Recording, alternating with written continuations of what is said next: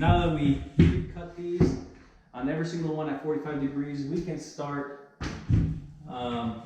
measuring them to be cut. So what I like to do is leave about a 1/4 inch offset when I install this window trim. So I'm gonna, and you don't have to be an exact, you can just estimate a 1/4 inch. I'm pretty good with it already. So what I do is I make this stick out past the top about a 1/4 inch, and then on the bottom I draw a line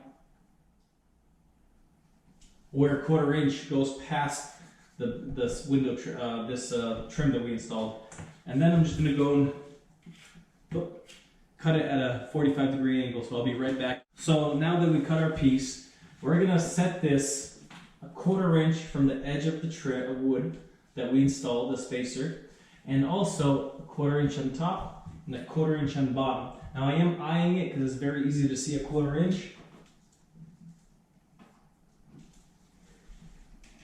And most people never know difference. So what I do is I only put one. In this case, I'm going to put 2. So for now, I'm only going to be nailing this in only a few areas, just in case I'm going to have to remove this if I messed up on an angle. So I'm going to put 1 at the bottom, 1 at the top, and we have 2 in the center. So we're not going to go out, well, I'll show you guys that later.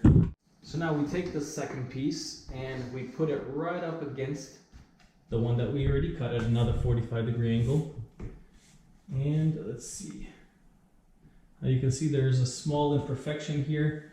We have a bigger gap. So obviously the window is not squared. So what we're going to do is we're going to take and slice off just a tad off this side before we move on. Okay, so we're going to be putting on, we're going to be butting these 2 corners up against each other, bringing this down to where it about needs to be of a 1/4 inch, and then we're going to be making a mark about a 1/4 inch right here. Doesn't have to be perfect, everything gets blended in anyway. Now we're going to cut it at a 45 degree angle. So here we have it. Now before I install this, after butting this up together, what I like to do is make sure these don't ever separate and get cockeyed. So I like to install a little bit of wood glue right there. Put it up where it needs to be. Level it out.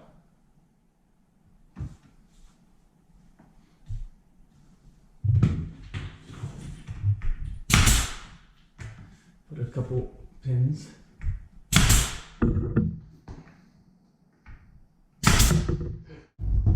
As you can see, there's a little bit of step here, so it's not flush. See, if I push it, it ends up being flush. So what I'm going to do is I'm going to make sure that it is flush, and then I'm going to put a couple nails in both sides to make sure it doesn't move until the glue hardens. I'm also going to be doing this for all 4 sides.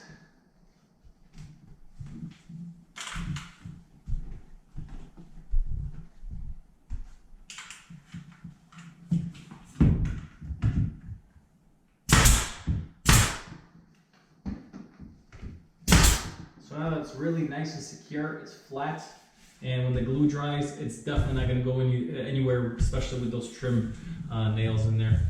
So now as we continue, we're just going to take the next piece and continue in the circular motion, butting it up against the other piece of trim, making our 1/4 inch mark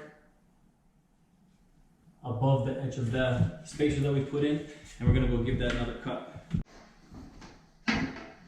Okay, so we're going to just pre-dry fit it really quick. That looks good. We're going to dab it with some glue.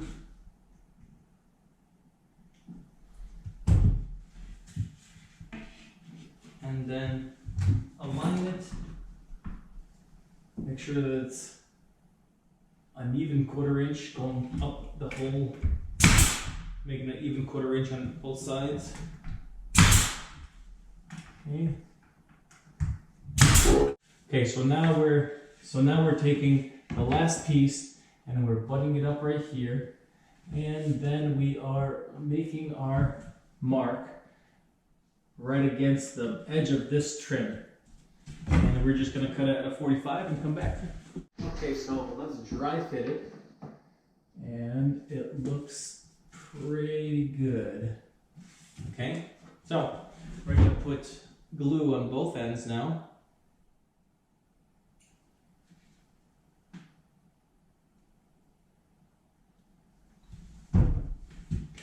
Now when we put it in place, it's gonna squeeze out a little bit, but that's okay. We put a couple of trim nails.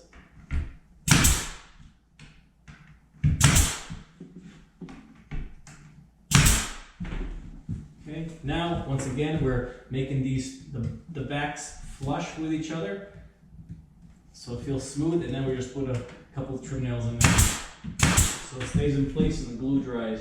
Same thing here. Okay, so now what I'm going to be doing is taking a bigger gun, and it's about a 2.5 inch, and I'm going to be shooting some nails right through the thicker part of the trim. It's going to go through the sheetrock and hit the wood behind, so we're using longer nails. Okay guys, here we swapped out the gun for a longer finish nail, and we're just going to be putting it through the thick part of the trim that's going to go through the sheetrock and into the wood. And we're just going to be going around. I like to put one in the center and one in each corner, and we're going to do that for the same, all for the same 4 boards.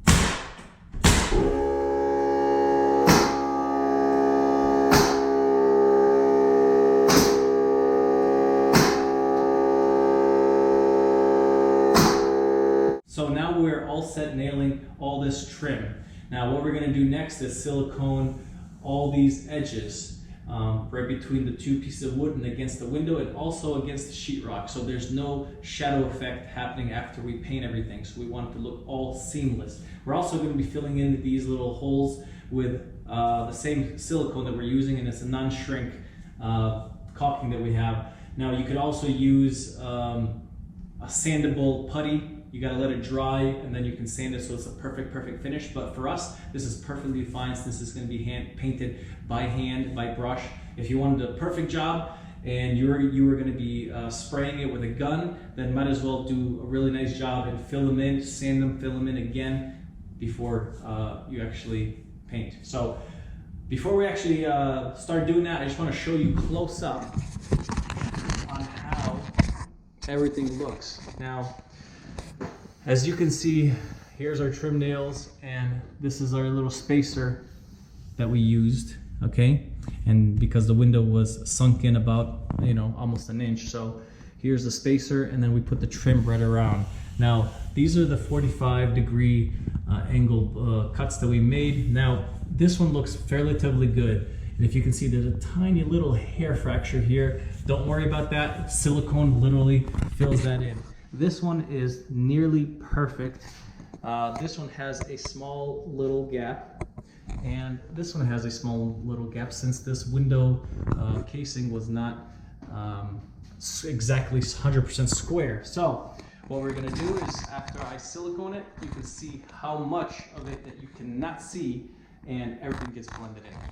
Okay, so here we have our silicone and a wet rag. This makes it a lot easier to get that caulking off your fingers when you're wiping it down smooth. So let's go in the inners, and we're just giving it a nice quick little thin bead. And it doesn't matter if it doesn't look pretty, because you're going to smooth it out with your thumb anyway, or finger I should say.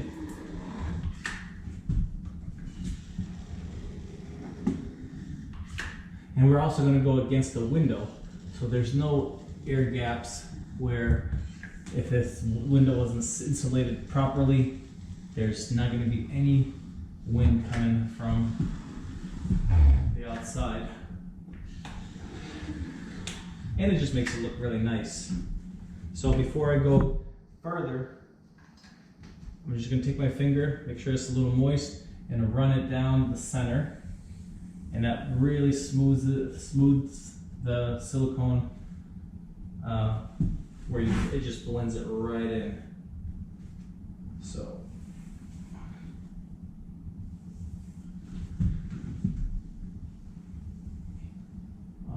it looks good. That looks really nice. So now we're going to do the inside. If you don't do this, it just doesn't look as nice. It just looks, there's like a little shadow, and obviously when you're spreading the silicone, it doesn't come out evenly, but when you run your finger across it, it just makes it look all, it just makes it blend in, I guess. So now what we're gonna do is these gaps. I'm just gonna put a little bit of silicone, a strip of silicone, more than I need, okay? And then I'm just gonna push it in and wipe it off with my fingers, wipe off the rest, and just wipe it on the rag. Okay, now we just take the wet rag and clean off the rest. So I'm pushing it in and cleaning it off at the same time. And as you can see, it looks perfect. You can't tell, especially when you paint it, you cannot tell if there was a fracture, crack, or defect in your angle of the wood, since this was not perfectly square. So we're going to do that for all 4 corners.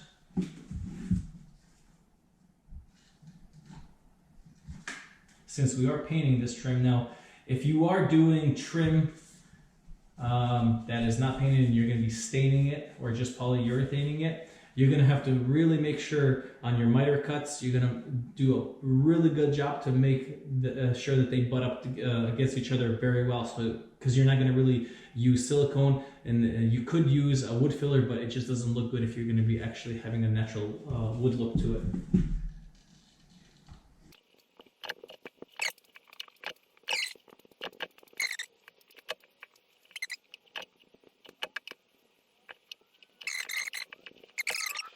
And as well as I'm going to silicone the little gap, just so there's not a shadow between the trim and actually the sheetrock.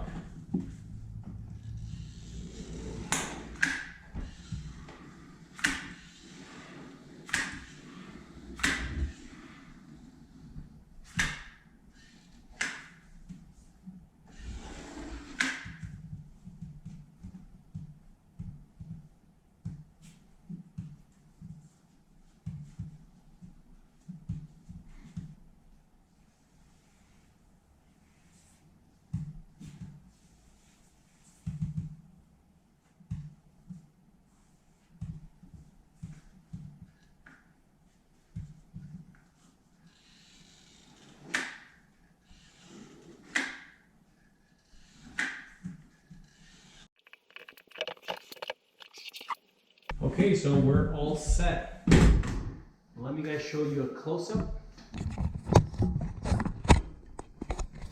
Now that we siliconed, as you can see, very nice. You can't see any gaps between the plastic window and the wood. We have silicone, and then between these 2 trims we silicone, and you can see really nice. These little puck holes, they're all covered in. You can't even see them now, but when you paint, you're definitely not going to see them. So we just silicone. Look how smooth this looks. These 45-degree angles, and we trim nail them so they don't separate. Okay, and then we silicone the back. So as you can see, it looks really, really nice. There's no shadow effect. So I'm just going to point the top. I don't know if you guys can see this, but there's a gap here. I don't know if you can see how it creates a shadow if you don't silicone it. And then over here, there's no shadow since it's all siliconed. So this is the window in its done form. Looks very nice. It's very neat, very simple. No windowsill. It looks just like a picture. Well guys, thank you for watching. Hopefully this helps or being very informative for you guys, and see you next time.